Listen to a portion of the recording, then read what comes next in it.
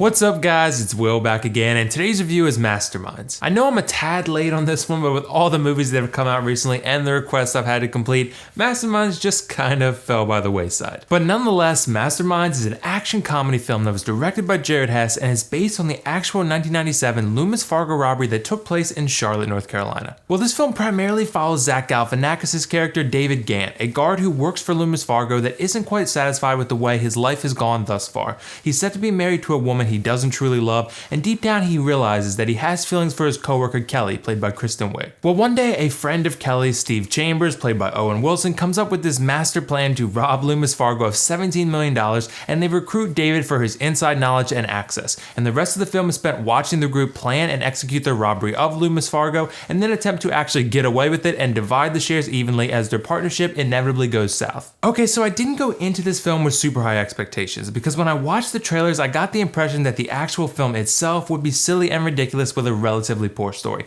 And that's exactly what you get with this one. It's actually pretty funny and well acted, but the story, while based on actual events, feels ridiculous and very disjointed. Now, Masterminds was actually supposed to come out in October of 2015 after being pushed back the first time, but due to Relativity Media filing for bankruptcy, the film was put on hold indefinitely. And to be honest, I think that actually shines through in the final product. I say it feels disjointed because not much ever really connects or flows in a way that makes any sense whatsoever.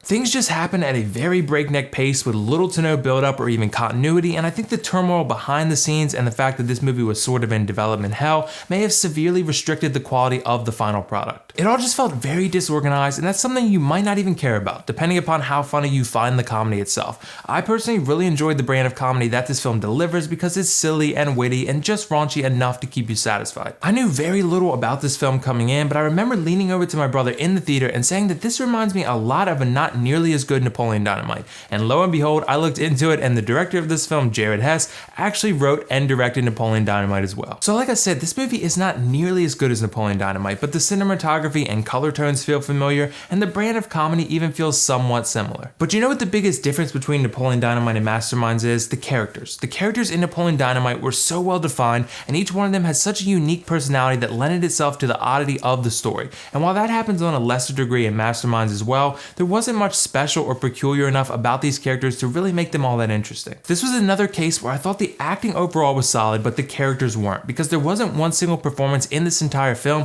where I thought to myself like, wow, this actor or actress is really struggling in this role. I thought Zach Galifianakis incorporates his usual brand of offbeat comedy here, and it worked for me. And I thought Kristen Wiig, who played Kelly, did a really nice job of being the beautiful, flawed, yet very capable love interest of David that goes through a redemption process. She originally screws David over, but the more she realizes he's actually a nice guy with good intentions, she feels bad about it and she begins to scrap her previous approach. I pretty much love Kristen Wiig in any role, but I thought she did a really nice job here once again. Owen Wilson is in this movie as Steve Chambers, the mastermind of the whole robbery plan, but his character doesn't really feel like he had very much substance to him. Once again, I liked the performance of the character, but the character himself was incredibly bland and just like a bad guy that does bad things because of reasons. Jason Sudeikis plays an assassin by the name of McKinnon, and while he's not in the movie all that much, I actually thought he was really funny in the scenes he actually does take part in. Him and Zach Galifianakis actually had a really nice chemistry on screen together that worked for me personally. And Kate McKinnon and Leslie Jones are both in this film as well. Kate McKinnon plays David's eccentric fiancée Jandis, and she is creepily funny in limited screen time.